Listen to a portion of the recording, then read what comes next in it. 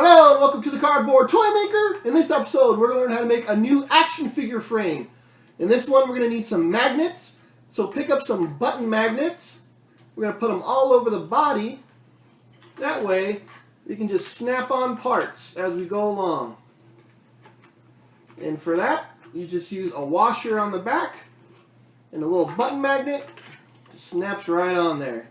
And I also use screws and washers at the shoulders and at the waist. So get your cardboard, tacky glue, scissors ready. Let's do it!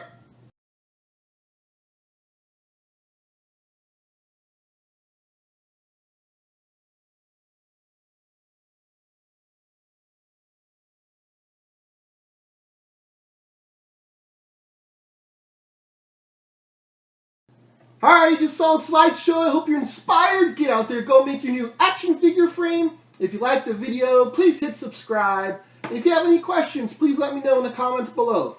Have a good day. Bye-bye. Bye-bye.